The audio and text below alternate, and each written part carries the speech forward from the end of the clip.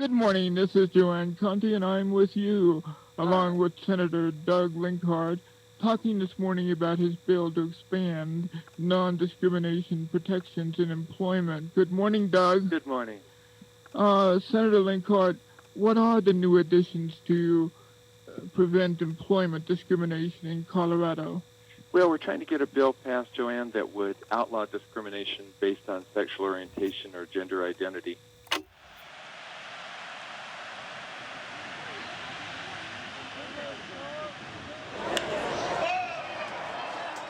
Joanne had been after me to go to a Rockies game. And look, I'm not a complete idiot. I understood that if I'm in public sitting at Coors Field with Joanne Conte and 50,000 other people, that somebody's gonna see me. I'm like, yeah, Joanne, we're gonna go. Well, I picked a day game. And we got to the game early, and we're sitting there eating our popcorn and Pepsi, drinking our Pepsi, whatever it was. And in the next section, walking down the aisle, are 3 council members who have seats to the same game.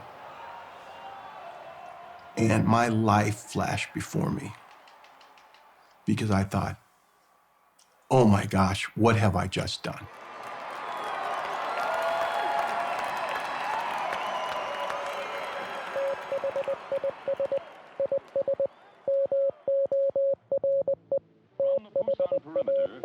Attacking United Nations forces fanned out in an ever-widening arc. Suddenly, a new surprise UN offensive. I came to know Joanne when I was probably 8 or 9, and she was a friend of Sandy's, and Sandy was my stepmom. So when I first learned that Joanne had served in Korea, I was about 15, and Joe would walk around with the phrases for the Morse code. Do the dit dot dot, whatever, walking around. Very intelligent, always like doing math problems. She was a jokester, and sometimes I called her a brat. She had names for everybody, and that's who she called them. Mr. Peepers was one of them, as in just wearing glasses. Like Sandy had a friend. I called her and I said, may I speak to Sonia? And she's like, no, there's no Sonia. This is Lois. Joanne used to call me Sonia. She called me Willy Wonka. And this was the Gene Wilder version of Willy Wonka from the Chocolate Factory. And she said, you know, Daly, you're nothing but Willy Wonka because there's just flowers and brightness all around you. And there's this sunshine everywhere you go. And nobody can do anything wrong, and everybody's positive. Joanne called me the Jap because I'm Japanese, half Japanese. So she felt that was appropriate. I didn't like it.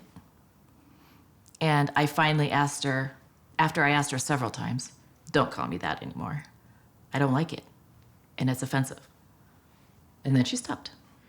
Good afternoon, Colorado. Pamper you with a cup. Hello, I'm Arvada Mayor Mark Williams.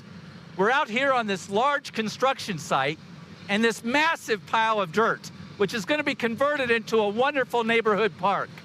Next on Arvada Insights. Joanne Conte was one of 7 council members on the Arvada City Council when I applied for the position back in 1995. So my first exposure to Joanne was sitting in an interview, and Joanne sat almost uncomfortably close to me, leaning in on the table. And during this almost surreal interview, there were these arguments that were going on between council members about things that had happened at the city or what their perceptions were. And I thought it was an interview about me and about what I was gonna do. But what it did is it gave me a really good example of what it would be like to work for the city council. And when it was all said and done, they ultimately decided to hire me for the position. She didn't agree with certain decisions that the council had made. There was this civic group that she and her partner, Sandra Lamb, formed called Sarah, that were, basically it was a political active group that whenever they saw the city council doing something they didn't think was right for the citizens, then they would make headlines and they would come to the city council meetings and they would say, we don't want you to do this, council, and this is how this is going to work. There was some sort of a waste transfer station that was in her neighborhood that they were going to place in her neighborhood, and she was going to fight like bloody hell to make sure that it didn't get there. And then Joanne went for re-election 6 months later. I was a little concerned because she was a woman, but she also had some traits of being a male. And she did a lot of research. She went out to door to a lot of residences in Irada that were having issues with certain industries coming into their neighborhood to ask their opinion. She was for the people. The constituents of her district loved her. They loved her. She had a way of bringing their individual stories up to a level that you couldn't ignore. And that's the way she dealt with her constituents. It was always very personal. It was one-on-one. It was, I'm going to be your voice in City Hall. They loved her. What I heard of was just what Sandy and Joanne told me that they were doing. And I'm like, wow, that's great, you know? I think all the citizens are really lucky to have you.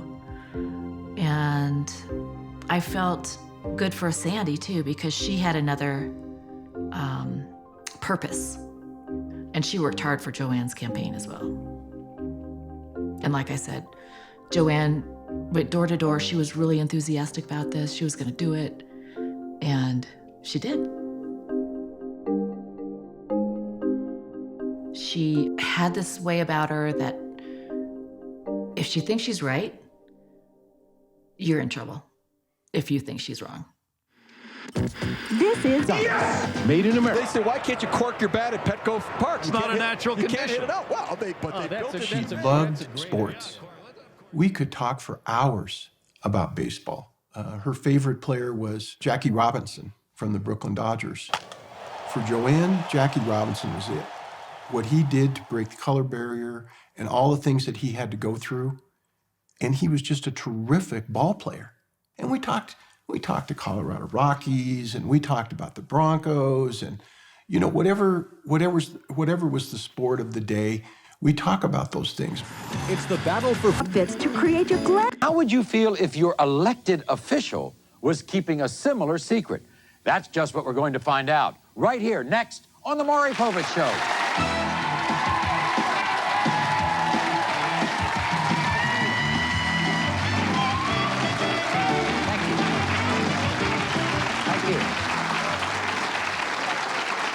Thank you.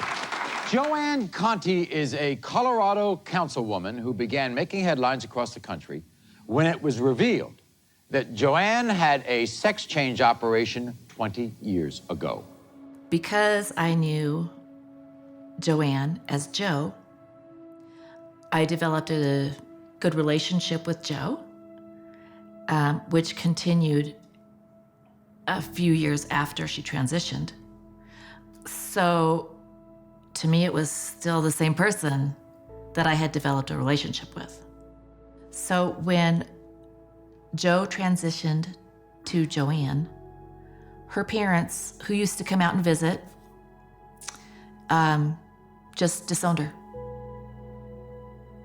They said, "You're not my son." And consequently, the other siblings also disowned her. Never heard from her parents again. Ever. I know. She was hurt. Not having a family anymore. That's gotta be devastating. Back then, I think, being Italian Americans or immigrants from Italy, they just didn't accept it. It wasn't something that you do. A man is a man is a man. I feel it's so judgmental and so wrong and sad that you would disown your child for being who he was born to be.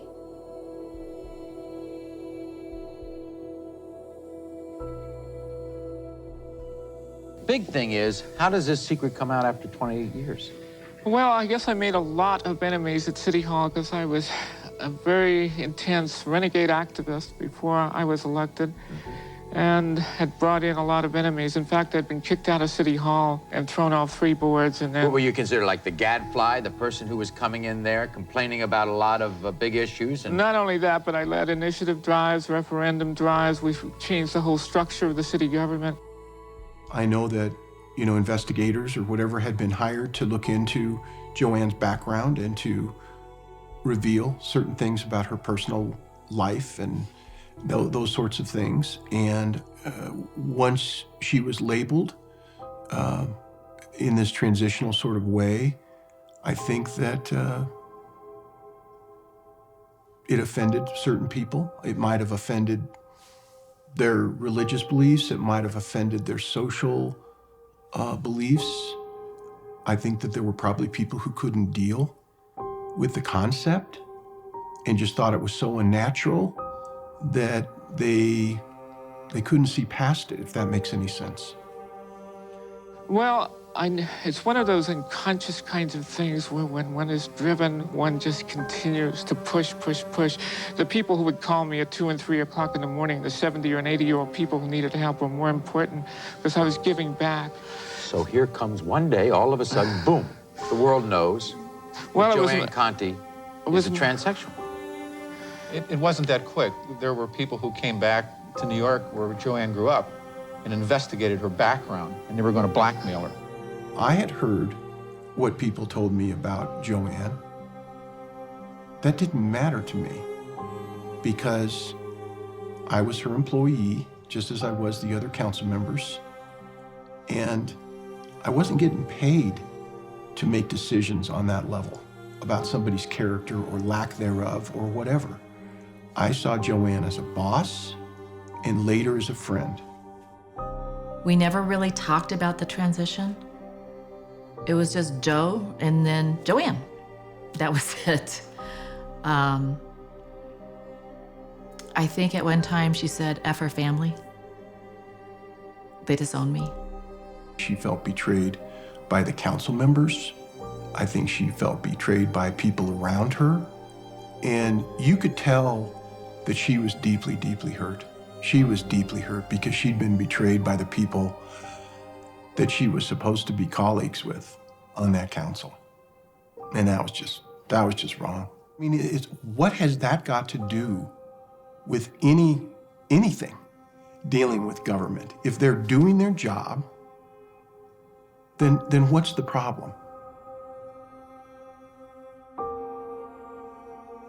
Joanne, whether you want it or not, the public is now watching. And now that you're running for a state office, probably watching even more. Sure. It'll be with great interest, I think, and we'll report it to our viewers what happens in your race. After Joanne left public service as a council member, she went into a different direction to channel some of this energy that she had, and that was in the area of radio. And I think that she saw herself in that role more as, I'm going to uncover something. I'm going to, almost like Morley Safer or somebody on 60 Minutes, I think she felt like she was going to take that role and she was going to ask the tough questions. Okay, now let's move to gender identity. There are probably 2 or more classifications there. The first one being that if a person had a gender reassignment surgery and would be classified as female or wherever that person is going by virtue of birth certificate and everything else. And then there's another group called transgendered, where people psychologically choose to be of the other gender but really do not make the changes as far as genitals are concerned. So how are you handling that? Joanne was this larger-than-life character who drove in this little tiny red Miata, and she just loved that car. She and Sandy would drive up to Black Hawk. It's a local gambling place that we have just 60 minutes or so up the road, and they would go up there and gamble. I think they were freer in that role when they were gambling than in almost any other part of their life. They could be up there. Other people weren't paying any attention to them. It was something that they had a passion for, and it was something that they could do anonymously. And no one was looking at them, and no one was labeling them, and no one was judging them. Sandy, as a person, was kind of a savior for a lot of people, an angel, I would say. And she just took care of everybody. And she took care of Joanne when Joanne was sick. They were very close as far as friends, and I would even call them partners, but not in the sexual way. Partners in crime, maybe. Sandra Lamb, for as long as I knew Joanne, was a partner of Joanne. She was a high vibrating person. She was angelic in her nature. I don't know any other better way to describe her than being angelic in her nature. She understood things that she would say to her at a deeper level than I think anybody I ever met. And she understood Joanne at that level. And I could ask about Joanne on different questions that I had, and she would respond to me. But it was always with this very kind, this very gentle manner. And I think she was an angel.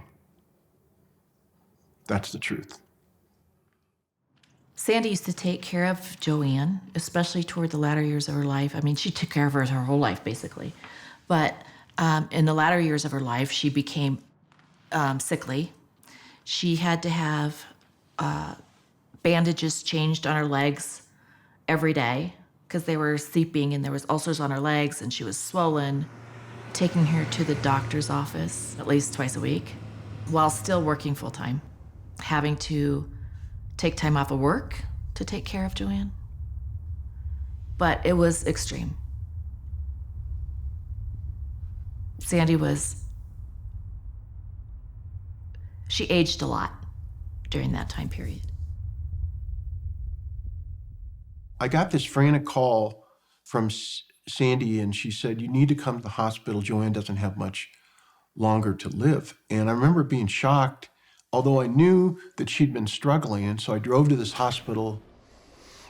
She was in the emergency room, and they let me behind the curtain in the emergency room. And Sandy and I stood there for a couple of minutes, and then Sandy left. She let me be alone with Joanne. And Joanne looked at me and said,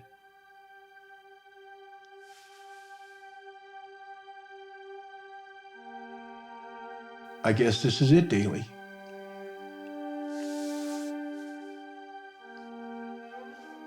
And she said, "What do you think?" And I said, "I think it's time for you to pray." And she said, "Do you really think I should pray?" And I said, "Yeah, Joanne.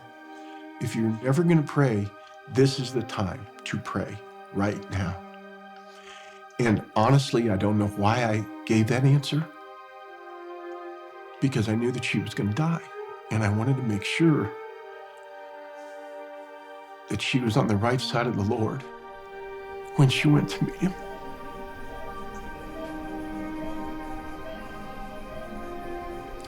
I think she was extremely kind to a naive Catholic altar boy who wanted to see the best in everybody.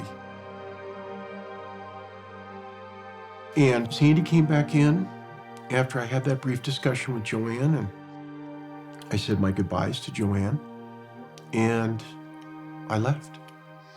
And it was probably in the next day or so that Sandy called me to tell me that Joanne had passed, and that I think Sandy had pretty much collapsed from what I gather when Joanne passed.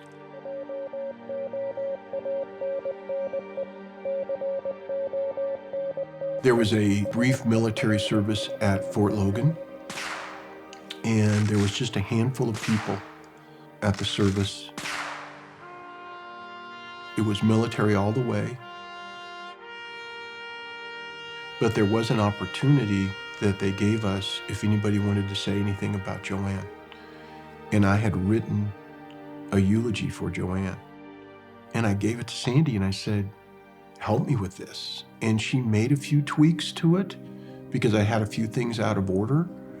But with her approval, I basically read the eulogy about Joanne.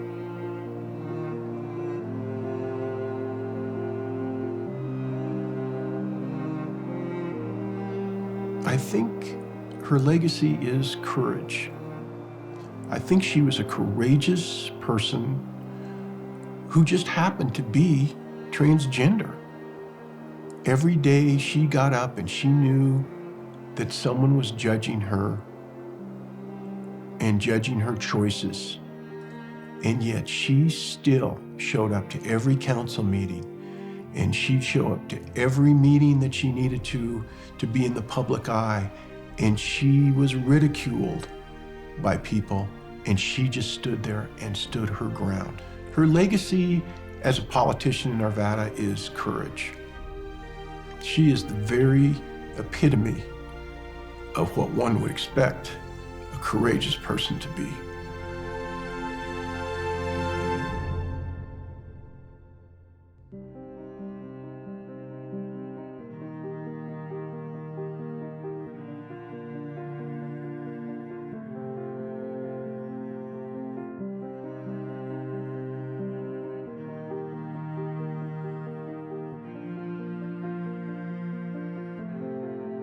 She enjoyed herself. She enjoyed dressing up and putting on lipstick, trying to do her hair.